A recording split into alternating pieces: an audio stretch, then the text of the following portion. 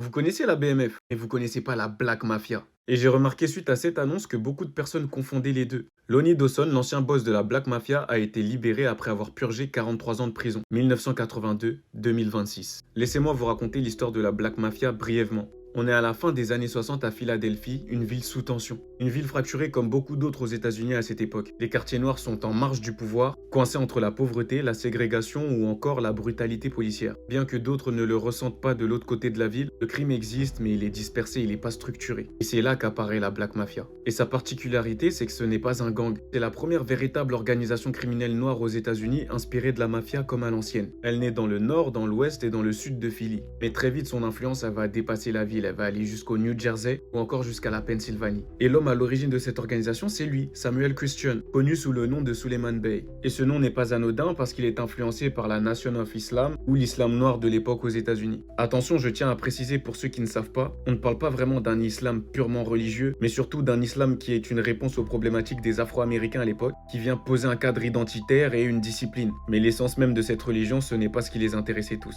Alors au début, ils sont dans les raquettes de dealers, dans les braquages de personnes qui jouent au dé. C'était une activité culturelle pour ceux qui ne savent pas, ça l'est encore d'ailleurs. On y mise de l'argent. Une petite pensée au rappeur Takeoff, membre de Migos, qui d'ailleurs a perdu la vie pendant une partie de dé, si je me dis pas de bêtises. Bref, qui repose en paix. Donc la drogue et le crime vont rester centraux quand même dans cette organisation. Il y aura une séparation avec les gangs, une loyauté demandée, plus de respect, mais également beaucoup de discrétion. Ils vont se mettre la police sur leur dos à partir de ce moment. L'assassinat de Nathanael dit Rock'n'Roll Williams. Je sais pas si je peux vous montrer le corps, mais bref. La victime avait organisé une partie de dé dans laquelle il avait convié la Black Mafia. Bizarrement, il n'était pas présent à sa propre partie de dé et les membres se sont fait racketter. Je vous la fais courte, on l'a retrouvé criblé de balles dans le dos. C'est là qu'on comprend réellement que la Black Mafia fonctionne avec la peur et la loyauté surtout. Bref, on avance dans le temps, ils ne s'expandent pas au niveau national, ils contrôlent des territoires, mettent en place le trafic d'héroïne, les arrestations tombent. C'est là qu'apparaît le dernier boss. Lonnie Dawson, ce n'est pas un fondateur avec une idéologie, mais un homme qui a hérité d'un empire fragilisé. Il se fait arrêter pour trafic de neige en 1983 et pour tentative d'assassinat sur un agent infiltré, un informateur fédéral. Bref, je vous l'ai fait courte, mais ça n'a rien à voir avec la Black Mafia Family et son bling bling. On parle de personnes de l'ombre qui n'ont pas été étroitement liées au milieu du rap et qui ne se sont pas affichées sur des panneaux publicitaires. Là où j'en dis ce qu'on vient pas, la BMF a géré son marketing pour mieux s'imposer, pour mieux se faire connaître, c'était 100% business. On est quand même dans les années 90-2000. Avec la Black Mafia, on est entre les années 60 et 80, donc deux époques différentes, et loin de la fête, de la musique, du luxe, avec des chefs invisibles. À l'image de la mafia qui les inspirait, la Black Mafia n'a pas cherché à conquérir le monde, mais à régner chez elle. Bref, en tout cas, les plus jeunes ne prenaient pas pour exemple ces bêtises et allaient plutôt mater ma première vidéo sur la plateforme rouge.